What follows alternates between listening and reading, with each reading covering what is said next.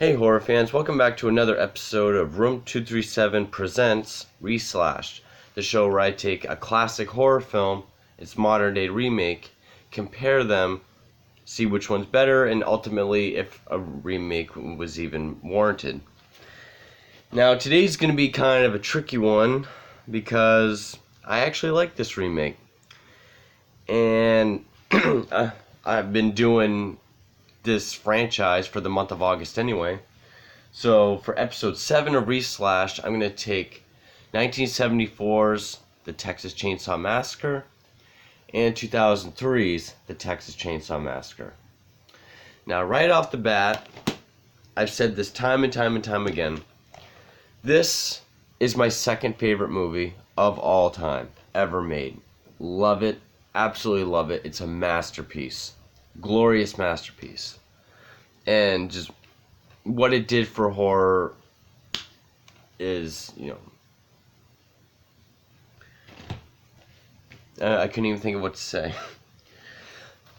However, as 2003 remake, this was the first one I ever saw. This came out, I was in 6th grade, I was 12 years old. I had heard the name before, but I'd never seen the original. This was the first one I saw.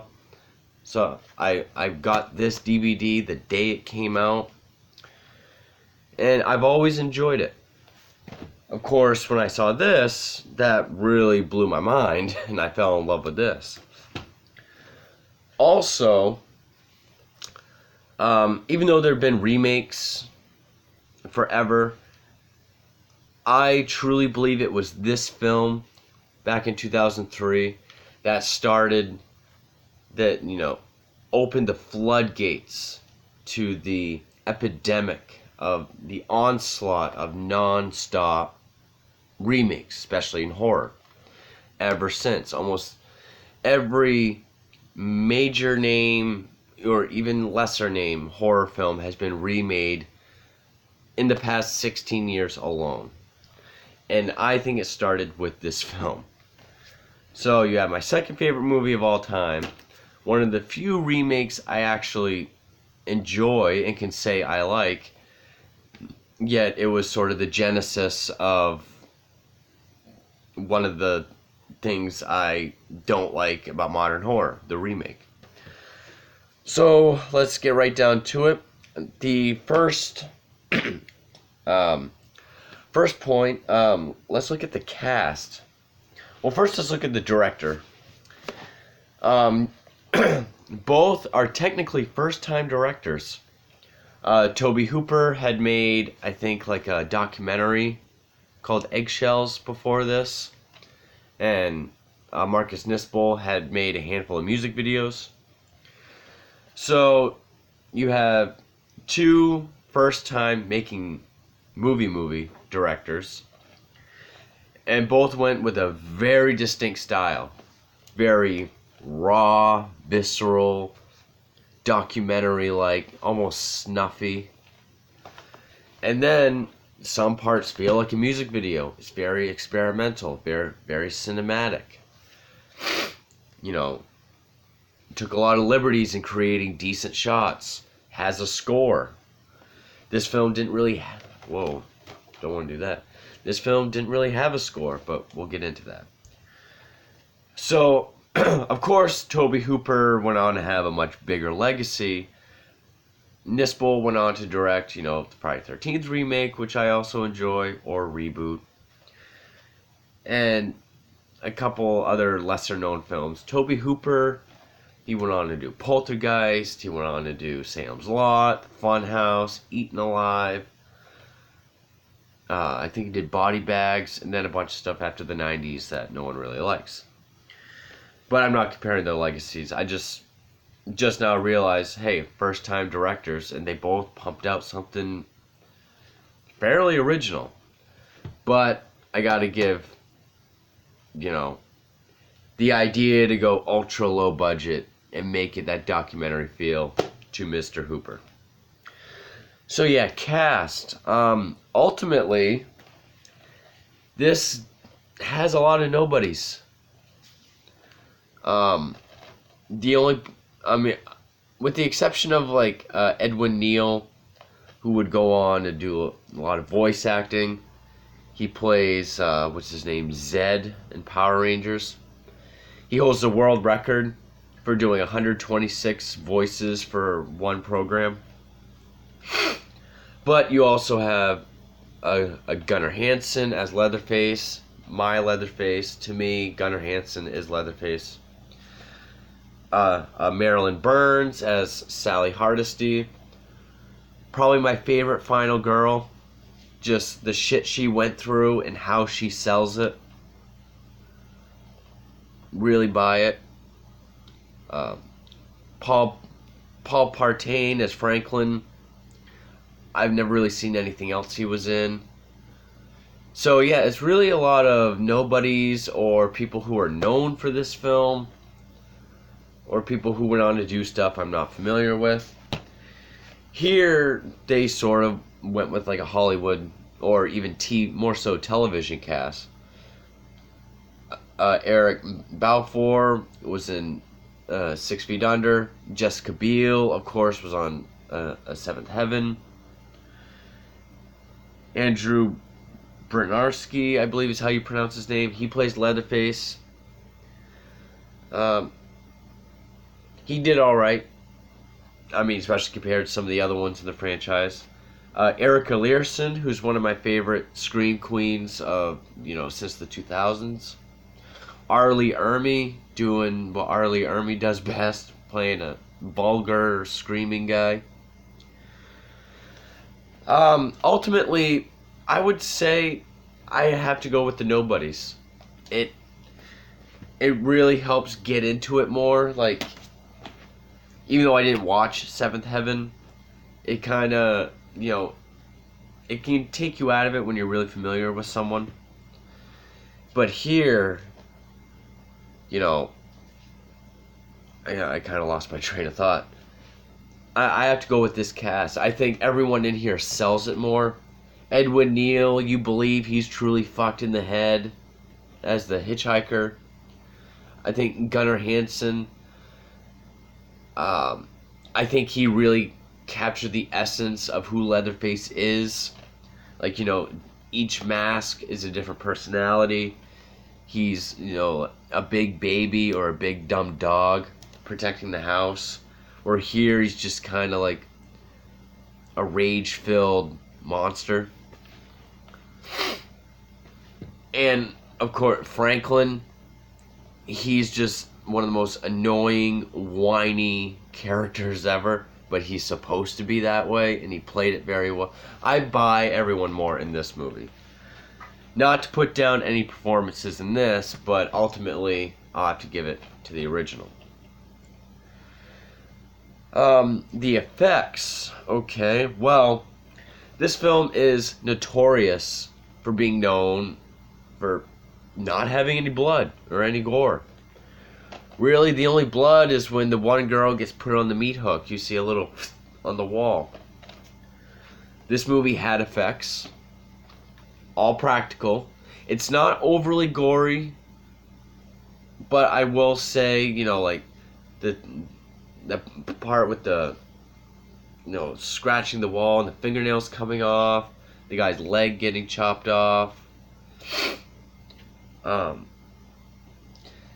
These, neither one are real, like, gore effects films.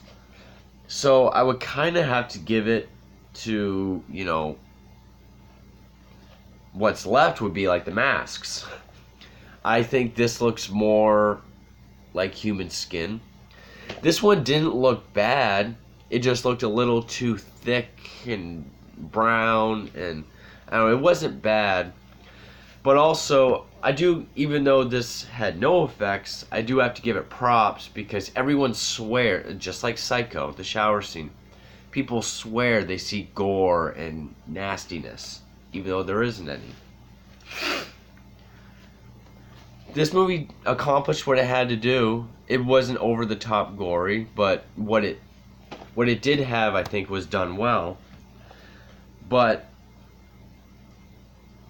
ultimately, I like the look of the mask better in this, and also how minimal it was, I think, added to some of the realism.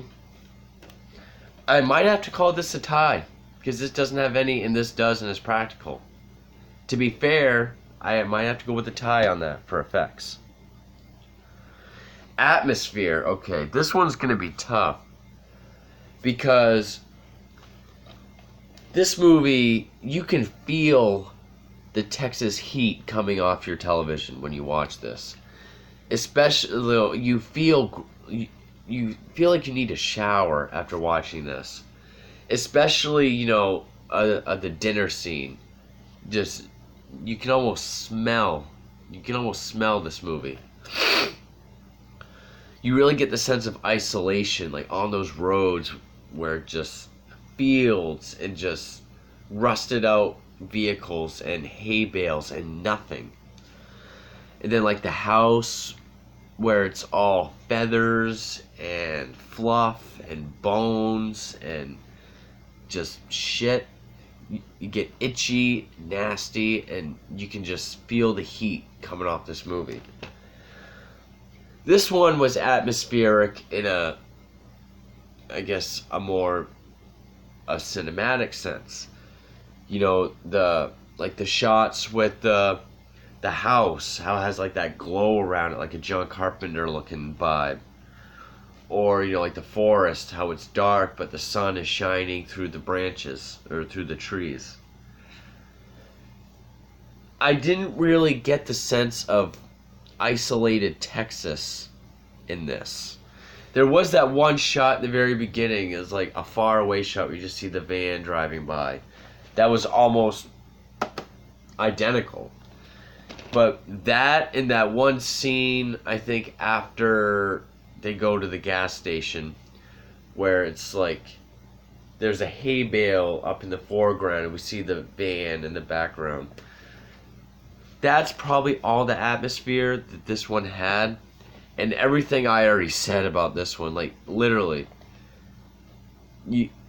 every time I watch it, you can almost feel the heat, you can almost smell the stink.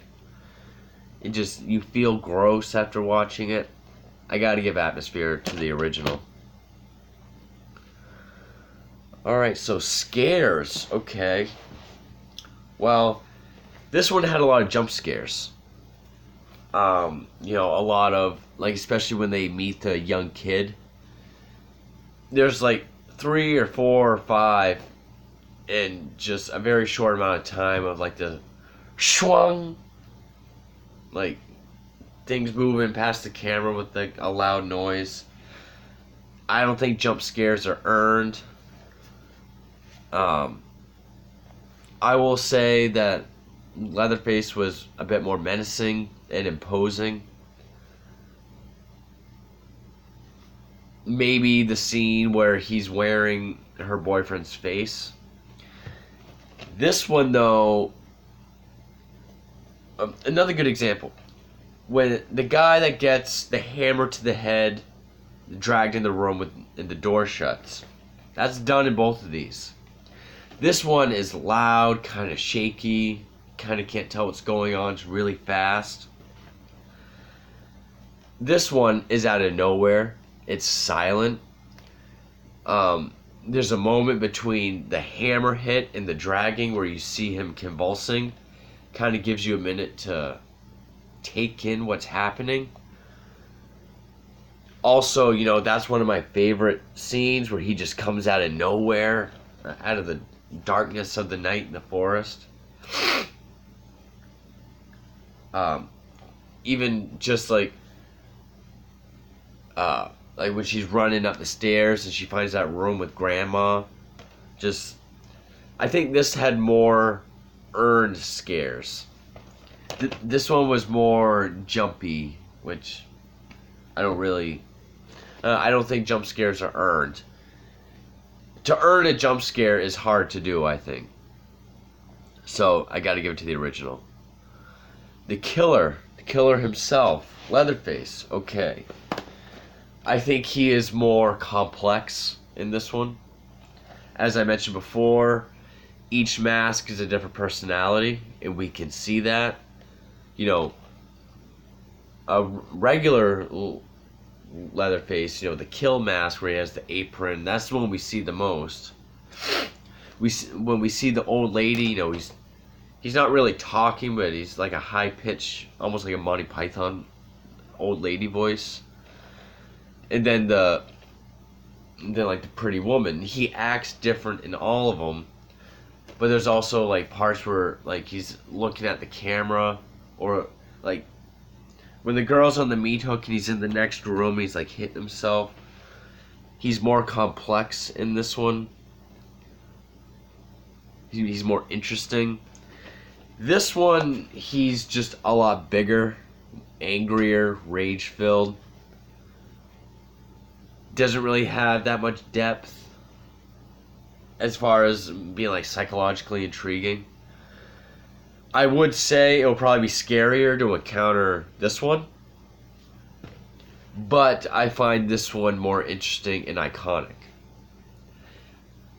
Also, the endings were kind of similar, like this scene where he gets pissed and he just swings the chainsaw around, which is probably my favorite scene in the film. This one kind of has that, but not really. I don't know. Just, I've always been more attached to this one. It's like asking who your favorite Batman is. Everybody has one for whatever reason. Just to me, this is more iconic, scarier, more interesting. He's my Leatherface. Alright, score. Okay, well, this movie didn't really have a score. It had sound effects. Whether it be like that sort of fly sound, like the camera, ping, or like just this, like when he drags the guy in the room, slams the doors, just like that. Eerie sound effects. Like I think he said he like stretched violin strings or whatever. There's no music. It's just eerie, unnerving sound effects. Which, especially when you have scenes like the dinner scene where, Sally is on the brink of insanity. They're kind of mocking her. And you have those close-ups where you can, like, see the crow's feet in her eye. Just, it really, even though it's lack of music, it still does what music is supposed to do. Make you feel the scene on another level.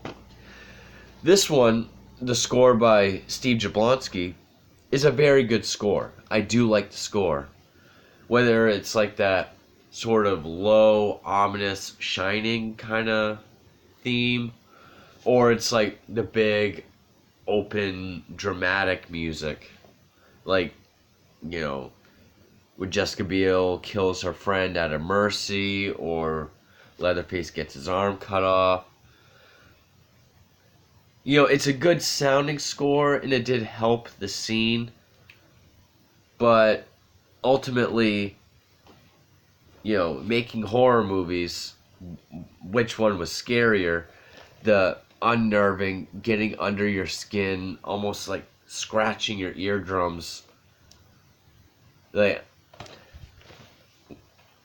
pretty much what enhanced the scene more, whether it be more dramatic, more disturbing, more ominous, more eerie. Again, the lack of music, but with the experimental, sound effects. As good of a score as this is, I can't stress that enough. I do enjoy the score. I do think that the sound effects work better. So now, the necessity.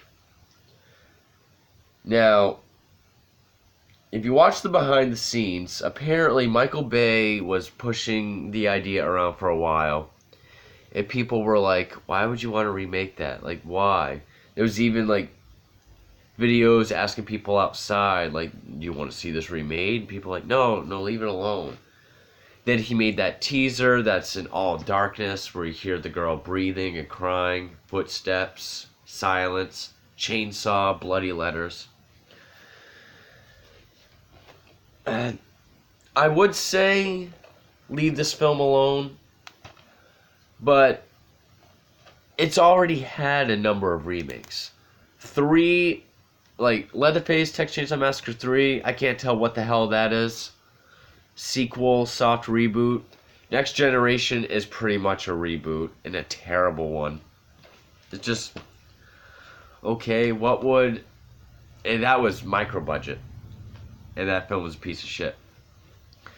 Okay, I mean, you have to do another Chainsaw film. I guess let's see what, a big studio or a bigger budget can do. And of course, it spawned more bullshit that we didn't need. I guess it's one of those things where there's a franchise with a bunch of shitty movies. Shittier ones came after this. What could it have hurt? Of course, it also spawned just a bunch of remakes of other films. But I would say it's still a decent remake. It's not a bad movie. I still enjoy it very much. It doesn't have shit on this one, though. So, obviously this one's better. But did it really even deserve to be remade? If their only way to continue the name was a remake, this was the best way they could have done it. I guess that's what I'll have to say. If there had to be a remake, I'm glad it was this.